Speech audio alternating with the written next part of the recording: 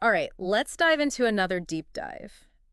Today we're talking all about wine storage, and we've got this awesome guide from Forest Hill Wine and Liquor to help us out. Sounds good. For the longest time I just figured storing wine was, pretty basic, like just keep it kind of cool and darkish and you're good, right? Right. But turns out there's a whole lot more to it.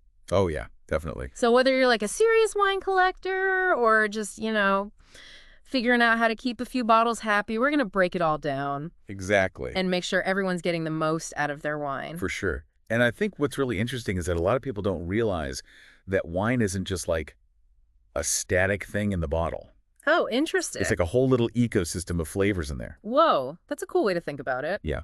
It's constantly evolving. So it's not just about keeping it from, like, going bad. It's about helping those flavors age the right way. Exactly. It's all about harnessing those changes. Wow, okay. So like think about a young Cabernet Sauvignon. Okay. You know how it can be kind of tannic and make your mouth pucker a bit? Oh, yeah, for sure. Well, as that wine ages, those tannins start interacting with the acids and sugars, and they soften up. Ah. It's like this slow-motion flavor reaction. So that's what gives you that smooth, silky texture in an older wine. Exactly. That makes so much sense. Yeah, and not every wine is meant to be aged. Right, right. Some are best when they're young and fresh. Like a Sauvignon Blanc or something. Exactly. Those are meant to be enjoyed right away. Okay. But then you have wines like Cabernet Sauvignon, Bordeaux, even some Chardonnays and Rieslings. Okay. Those can really benefit from some time in the cellar. So it's not just about getting old, it's about aging well. It's all about quality, not just quantity. I like that. So how do we make sure we're doing it right? I'm guessing there's more to it than just sticking a bottle in the back of the pantry. Well, there are definitely a few things to keep in mind. Like what? The guide we have lays out 6 key factors. Ooh, 6. All right, lay 'em on me. You can think of them as our wine guardians, protecting those precious bottles. I love that. The wine guardians. All right, so who's the first guardian on duty? The first one is temperature. Temperature, okay. It's super important because it affects how fast those chemical reactions happen. So too warm and things speed up too much, too cold and everything slows down. Precisely. It's like trying to control the tempo of a really delicate dance. Ooh, I like that analogy. You don't want the music suddenly getting faster or slower. Right, it would mess everything up. Exactly. Mm-hmm. And 55 degrees Fahrenheit or 13 Celsius is generally considered the sweet spot. Okay, 55 degrees. Got it. Yeah, it lets those reactions happen at just the right pace. And I'm guessing keeping it consistent is important too. No wild temperature swings. Absolutely, consistency is key. Gotcha. Think about it like this. You have a bottle that's been aging perfectly in a cool cellar, Mm-hmm. then suddenly gets moved to a warm kitchen counter. Oh, no. Those sudden changes can really shock the wine. Yikes. It can mess with its development and even damage those delicate flavors. So temperature, that's a big one. It's a huge one. Okay. What about our second guardian? What else do we need to keep in mind? The next one is humidity. Humidity, huh? So this is where the cork comes into play. You got it. Think of the cork as the wine's bodyguard, protecting it from the outside world. Right, and we need to keep that bodyguard strong. Exactly.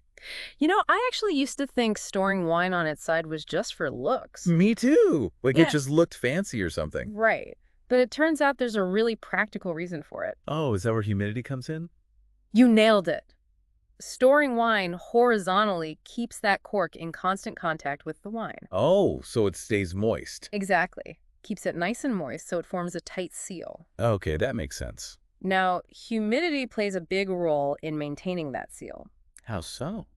Well, if the air is too dry, the cork can dry out and shrink. Uh-oh. And then you get air seeping into the bottle, and that's when you start to get oxidation. Which basically ruins the wine, right? Yeah. Pretty much, yeah. So a shrunken cork is bad news. It's definitely not what you want. But on the flip side, too much moisture can cause mold to grow on the cork. Oh, yuck. So we need to find that sweet spot. Exactly. You want a humidity level between 50 and 80%. Okay, so not too dry, not too humid. Just right. Goldilocks style. I love it. All right, so we've got temperature and humidity. Check off our wine guardian list. What's next? All right, the third guardian we need to consider is light.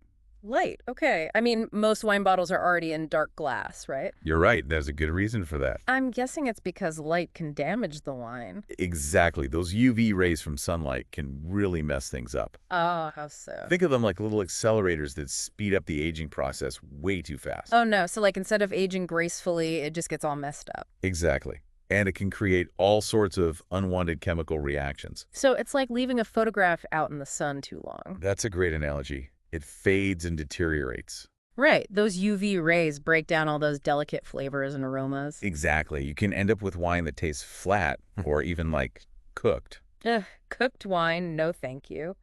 All right, so temperature, humidity, light. We're on a roll here. What's our fourth guardian?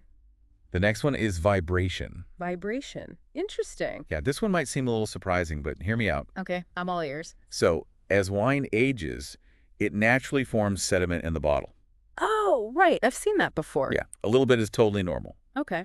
But too much vibration can stir up that sediment and make the wine cloudy. Oh, that doesn't sound good. It can also affect the taste. So no storing our wine next to the washing machine then? You got it. Hmm. Anywhere with a lot of shaking or movement is a no-go. Makes sense. Even subtle vibrations over time could mess things up, right? Exactly. It's like trying to build a house of cards on top of a washing machine. Haha. Yeah, good luck with that. Right. Not exactly a recipe for success. Okay, that's a great visual. So temperature, humidity, light, vibration. We're making good progress here. What's our fifth guardian? What else do we need to worry about? This one might seem a little less obvious, but it's air quality. Air quality. I wouldn't have thought of that. Yeah, it's all about those strong odors. Odors. Wait, you mean like the wine can absorb smells from the air? They can actually permeate through the cork and affect the flavor. Wow, I had no idea. So, like, don't store your Pinot Noir next to a basket of dirty laundry. Exactly. You want a well-ventilated space, free from any strong or pungent smells. Got it. So basically, keep the wine away from anything stinky. Basically. Remember, that cork is porous. Right. It's not a perfect barrier. Exactly. So you got to be mindful of those aromas. Okay, that's a great tip. All right, so we've covered temperature, humidity, light, vibration, and air quality. We're almost there. What's our final guardian? What's the last thing we need to think about? And this one kind of circles back to what we talked about with humidity. Oh, you mean position. That's the one. Right, storing those bottles on their sides isn't just for aesthetics. Exactly. It's all about keeping that cork happy and maintaining that tight seal. Keeps that cork nice and moist, prevents it from drying out and shrinking. You got it. And as we know, a shrunken cork can lead to oxidation. And we definitely don't want that. Nope, oxidation is the enemy. Okay, so there you have it, folks. Our 6 wine guardians: temperature, humidity, light, position, vibration, and air quality. Now, for those of you lucky enough to have a dedicated wine cellar, this might all sound pretty manageable. Right. But what about the rest of us? Do I need to start digging an underground bunker to keep my wine happy? Not at all. There are plenty of ways to create the right environment even without a fancy cellar. Ooh, I like the sound of that. Yeah. So what are some practical solutions for us regular folks? Well, let's talk about that after a quick break. All right, so before the break, we were talking about all those important factors for wine storage. You know, the temperature, humidity, light, position, vibration, and air quality. Right, the wine guardians. Exactly. But it sounds like a lot to manage, especially if you don't have like a full-blown wine cellar. Yeah, but don't worry. You don't need a subterranean fortress to keep your wine happy. Okay, good to know. So what are some more practical solutions for those of us who, maybe don't have a dedicated wine cellar? Well, one great option is a wine refrigerator. Oh, yeah? Those are pretty cool. They're specifically designed to maintain those ideal conditions we talked about. So they control the temperature and humidity. Exactly. They're like climate-controlled havens for your bottles. That sounds pretty high-tech, and I'm guessing they come in different sizes. Oh, yeah, for sure. You can find ones that hold just a few bottles or ones that can house a whole collection. Nice. So you can find one that fits your needs. Exactly. So that's a good option if you have the space and the budget. Right. But what if a wine fridge isn't really an option? Like, what if you don't have the room or the money for one? You can still create a pretty good storage environment using spaces you already have. Oh, really? Like Yeah. what? Think about like cool, dark closets or cabinets. Okay. Ideally somewhere that stays relatively consistent in temperature. So, like away from any heat sources. Exactly. You don't want it near a radiator or an oven or even electronics that give off heat. Right, right. The basement is usually a good bet if you have one. Okay. But even a well-insulated closet on a lower floor can work well, So basically just find the coolest, darkest spot you can. pretty much. You want to avoid those big temperature swings as much as possible. It really seems like temperature stability is the most important thing, huh? It's definitely a top priority. Those chemical reactions are super sensitive to temperature changes. Gotcha. So once we found a good, cool, dark spot, what else should we talk about? Well, think about potential vibrations. Vibrations, right? We talked about that. Even a closet near a washing machine or a frequently used doorway could transmit vibrations. Oh, really? Yeah, it can disturb your wine's beauty sleep. Haha, that's a good way to put it. So we want a quiet and stable location. Right. Okay, what about organizing the bottles themselves? Any tips there? You'll want some sturdy racking systems. Even if it's just a small closet. Even then, Yeah. they let you store the bottles horizontally. Right, to keep that cork moist. Exactly. Plus, it helps prevent any accidental bumps or jostling. Good thinking. Oh, and the guide mentioned that storing wine in the kitchen is a no-no. Yeah, that's definitely not ideal. I'm guessing that's because kitchens tend to be warmer? It's a combination of things. Kitchens are usually warmer, especially when you're cooking, True. and there are more temperature fluctuations and vibrations. Yeah, that makes sense. You know, I used to keep a few bottles on a rack above my fridge, Oh yeah, I've done that too. thinking it was convenient, but now I realize that was probably the worst place. It happens. We live and learn, right? Exactly. The important thing is to know better now and create a good environment for our wines. For sure. Okay, so we've covered the basics of where to store wine. But what about managing our collections? I love the analogy of a wine library, where each bottle is like a treasured book. Oh, I love that analogy too. It's like curating your own little collection of deliciousness. Exactly. So how do we become good librarians of our own wine collections? Well, just like a librarian, a good wine collector needs a system. Okay, I like where this is going. Start by keeping track of the purchase date for each bottle. Oh yeah, that makes sense. It's easy to forget when you bought something. It really is. Hmm. I can't tell you how many times I've looked at a bottle and thought, how long has this been here? Me too. So write down the date. Exactly.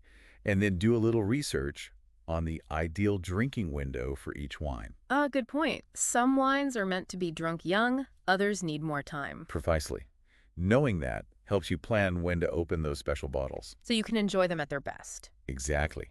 And don't forget about taking tasting notes. Tasting notes. Oh, that's a good idea. It's a great way to remember your experiences. And train your palate, right? Exactly. You start noticing all those subtle nuances. I like it. The guide even suggested making little wine library cards for each bottle. Oh, that's a fun idea. With the peak drinking times and any tasting notes. That way you're giving each bottle the attention it deserves. It's like treating them with respect, like the special little treasures they are. Absolutely. You know, thinking about it like that really changes my perspective. It's more than just storing bottles. It's about understanding the journey they've taken. It really is. And creating the best possible environment for those flavors to develop. We're like caretakers of those flavors, helping them reach their full potential. You've got it. It's about becoming a steward of those flavors, guiding them along their path to maturity. And ultimately, to our enjoyment. Exactly. That's such a cool way to think about it. It's like we're collaborating with the winemaker, adding our own chapter to the story of each bottle. I love that. And the best part is, it doesn't require a fancy degree or a cellar. Anyone can do it. Right. Just by being mindful of those wine guardians and making a few simple changes to how we store our wine. Exactly. Small steps can make a big difference. This deep dive has definitely inspired me to be more mindful about my wine storage and to think about it as more than just, sticking a bottle in a cupboard. The whole journey, right? It really is. It's about appreciating the wine's history and its potential and playing an active role in its development. Absolutely. Well, I think we've covered a lot of ground today. We have. We've talked about the science of aging, practical storage tips, and even the philosophy of wine stewardship. It's been fascinating. But before we wrap things up, I'm curious to hear your final thoughts on this idea of wine stewardship. What does that mean to you, and how can we all embrace that philosophy in our own wine journeys? That's a great question. And, for me, wine stewardship is all about approaching wine with a sense of respect and curiosity. It's about understanding that each bottle holds a unique story. It's really fascinating to think about how all these elements come together to shape the wine's journey. It really is like a delicate dance between science and art. Exactly. Yeah. It's not just about, throwing a bottle in the fridge and hoping for the best. Definitely not. It's about understanding the nuances, the subtleties. So for you, what does it really mean to be a steward of those flavors? It's It's a great question. I think it starts with approaching wine with a sense of respect and curiosity, Okay, I like that. recognizing that each bottle has its own unique story to tell, its own potential waiting to be unlocked. It's like instead of just drinking wine, we're actively participating in its evolution. Exactly. We're not just passive consumers, we're caretakers, we're guides. That's a really beautiful way to think about it. And the amazing thing is, you don't need to be an expert to do it. Right. Anyone can embrace this philosophy no matter how much they know about wine. Exactly. Even small, mindful choices can make a big difference. Like just being aware of those wine guardians we talked about. Right. Temperature, humidity, light, position, vibration, air quality. If we pay attention to those things, we can create a much better environment for our wines to age. Absolutely. It's Oh, all about setting the stage for those flavors to unfold and blossom. I love that. You know, this deep dive has really opened my eyes to the world of wine storage. It's so much more than I ever realized. It's a fascinating journey, isn't it? It really is, and it's a journey that anyone can embark on, no matter their level of expertise. Exactly. All you need is a little curiosity and a willingness to learn. Well said. Well, I think we've covered just about everything today. I think so too. From the science behind aging to practical tips and even the philosophy of wine stewardship. It's been an incredible deep dive. Yeah, And a huge thanks to Forest Hill Wine and Liquor for providing such a fantastic guide. absolutely. They've given us so much to think about. So to everyone listening, we encourage you to raise a glass to your own wine journeys, to the stories behind each bottle, and to the incredible world of flavor that awaits. Cheers to that. And we'll see you next time